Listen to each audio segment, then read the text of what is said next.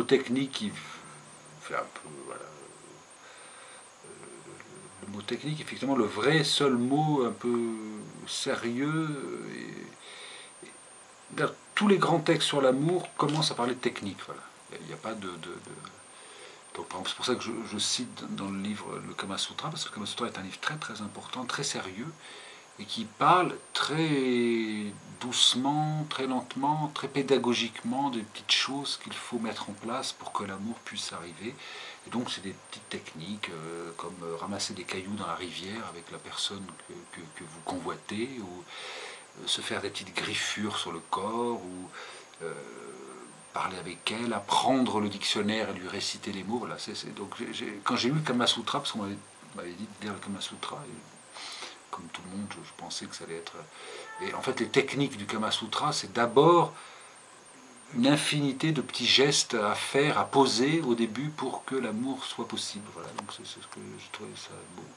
Pas, mais l'amour demande une grande patience. Voilà, donc c'est ce que disent les grands textes, que ce soit le Kama Sutra, que ce soit les grands textes des mystiques, comme Thérèse d'Avila, tous ces grands textes, comme quelques textes d'amour dans la Bible, comme le Cantique des Cantiques, tous ces textes disent qu'il faut beaucoup de patience pour apprivoiser le désir, donc sinon ça marche pas. Voilà.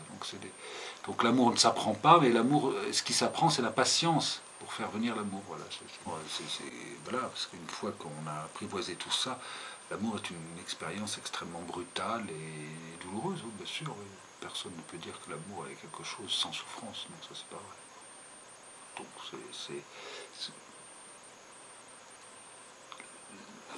c'est-à-dire qu'il n'y a pas d'amour sans abandon, il n'y a pas d'amour sans douleur, il n'y a pas d'amour sans... Mais sinon, c'est pas l'amour. On ne le sait pas, puis on n'a pas envie de le savoir, mais effectivement, on a la connaissance que l'on a de l'amour, c'est quand l'amour nous a quittés, bien sûr. Avant, on n'a pas de connaissance de l'amour, on est dans l'histoire de l'amour, on n'est pas dans la connaissance de l'amour. La connaissance de l'amour vient une fois qu'on l'a quitté, effectivement, une fois que l'amour nous a abandonnés. C'est ce que tout le monde dit, donc c'est assez banal. Après la rupture, après le fait que, oui, ben alors c'est la grande histoire, oui, c'est la grande histoire. Toute religion explique ça, effectivement. Toute religion explique ça, on est on atteint quelque chose de l'amour une fois que on a traversé l'abandon. C'est l'histoire de la littérature, dans tous les grands textes écrits, il y a une voix qui parle du fait d'être aimé ou d'aimer ou de ne pas être aimé. Voilà, c'est une voix qui est dans l'humanité. Quand l'humanité a commencé à écrire des textes, elle a mis par écrit cette voix-là, effectivement. C'est la voix des prophètes, c'est la voix des grands textes amoureux, mystiques ou pas, c'est la voix de... Voilà, c'est quelque chose qui revient essentiellement, c'est-à-dire une interpellation de soi-même quant au fait de vivre la chose la plus importante qui soit, c'est-à-dire d'aimer quelqu'un, voilà, quand même. Qui que ce soit, peut-être votre voisine, votre voisin, ou quelqu'un de très très lointain, mais c'est la chose la plus importante qui soit. C'est ce que la voix dans l'histoire de l'humanité raconte. Voilà. Tous, on ne veut pas l'entendre, elle nous énerve, elle nous emmerde, c'est une voix très... D'abord parce que ça s'appelle le lyrisme, c'est une voix très forte, c'est un chant, hein, c'est une voix qui chante, c'est une voix qui pleure, c'est une voix qui... Voilà, donc c'est assez pénible, c'est pas très... Mais si, bien sûr, ça existe. Et voilà, tous les enfants ont cette voix-là tout de suite, très vite, puisque c'est des choses banales, mais on est tous en quittant quelqu'un, puisqu'on quitte notre mère, une fois que l'on est. Et donc, effectivement, ce déchirement-là, on l'a dans la gorge, quoi. Donc ça, c'est sûr.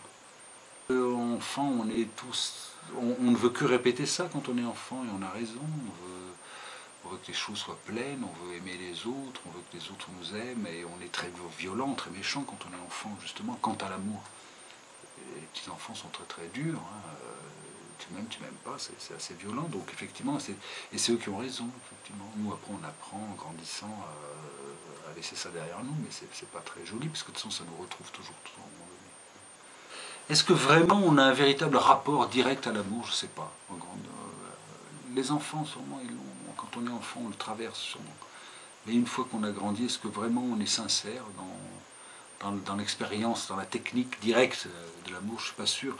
On est toujours en train de faire semblant, un petit peu sûrement. Et donc, alors ce que dit Wittgenstein, c'est très beau. Est-ce que je peux faire semblant d'être inconscient? C'est une belle idée. Donc je dis, voilà, si on l'applique à l'amour, est-ce qu'on peut faire semblant d'être amoureux, effectivement? Je pense que c'est la même question. C'est-à-dire l'amour est un état sûrement d'inconscience, donc est-ce qu'on peut faire semblant? Je ne sais pas, c'est pas...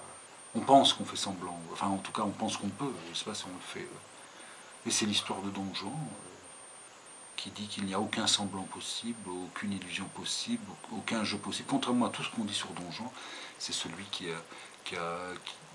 il va directement au front, voilà, et il va au front du désir et de l'amour, et il n'a pas d'interrogation. Alors, on est très peu à pouvoir faire ça, effectivement. Parce que ça nous mène à quelque chose de terrible, hein. Ça nous mène à un rendez-vous assez dur avec soi-même. En gros, toute la psychanalyse nous a raconté que aimer l'autre, c'était quand même s'aimer soi, voilà, c'était un rapport à l'amour de soi. Moi, je ne crois pas du tout. Je crois que je suis un type très naïf et très... Non, mais même, je ne crois pas du tout. Je crois que l'amour véritable, c'est la dépossession de soi. Voilà. C'est pour ça que c'est si rare et si compliqué, si difficile et si douloureux et parfois si mortel. C'est-à-dire que si on aime vraiment, on ne s'aime plus. C'est ce que la grande expérience des grands saints, voilà, qui disent, voilà, je l'aime de ne plus m'aimer. Voilà, c'est ça qui est beau. C'est de ne plus s'aimer et d'aimer l'autre. Voilà, c'est formidable, mais c'est un truc terrible. Parce qu'on se donne à l'autre totalement et que voilà, on ne vaut plus rien. Voilà, c'est Sainte Thérèse de Lisieux, c'est des choses très fortes. J'aimerais beaucoup aujourd'hui travailler à redonner dans la littérature un certain statut à la parole lyrique. Voilà. Je trouve qu'on est un peu... donc c'est plus tellement à la mode, enfin c'est plus tellement... depuis longtemps, mais voilà, moi j'aime Peggy, Duras, Racine, je sais pas quoi, des gens comme ça, et donc voilà, je crois que c'est ce qui me plaît dans l'écriture, c'est de faire entendre dans l'écriture un chant, une parole personnelle, enfin personnelle qui n'est pas d'ailleurs forcément personnelle, mais une parole qui se donne comme personnelle et qui interpelle les autres, et qui dérange les autres, voilà. Je sais pas, mais oui, alors comment j'écris ça, je sais pas, mais en tout cas c'est un désir d'écrire comme ça, oui, d'écrire une interpellation, c'est joli. Ben oui, parce que le lyrisme, c'est d'abord un jeu. Alors le jeu, c'est pas forcément moi, c'est pas forcément celui qui écrit, peu importe d'ailleurs, mais bien sûr qu'il faut... C'est quelque chose, de toute façon, c'est un truc un peu révolté, un truc de... c'est quelque chose qui est de l'ordre d'une révolution, d'une rébellion, d'écrire et de mettre en scène une parole personnelle, de l'offrir aux autres, voilà, parce que voilà, faut s'emparer de la parole pour déplacer les choses, voilà. Pour dire bah oui j'aime, je sais pas, ou je n'aime pas, ou c'est un peu étriqué là-dessus, voilà. Toutes ces dernières années on n'a pas, mais alors, bon, après c'est difficile le lyrisme, c'est vite ridicule. C'est une parole qui est très vite ridicule. Donc d'ailleurs c'est ce qui est beau, c'est ce que j'aime.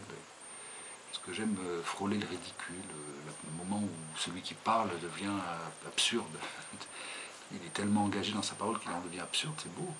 Voilà, c'est ça qui me plaît. Mais c'est une chose importante, parce qu'il faut se dire, dans la parole, j'engage tout. C'est quelque chose qui est un peu... Voilà. Et c'est ce qui met mal à l'aise les gens parfois, quand ils entendent des choses. Mais par exemple, quand vous entendez un texte de Claudel, aujourd'hui au théâtre, dit extrêmement violemment, c'est très dérangeant, hein, on a envie que ça s'arrête. Et même Duras, on s'est moqué énormément de la voix de Duras, de sa façon d'écrire. Et pourquoi? Parce que ça dérange beaucoup, cette espèce d'interpellation personnelle, incessante qu'elle avait dans la moindre narration, de dire « tu fais ça, tu es là ». Alors les gens se moquent, mais ils se moquent par gêne.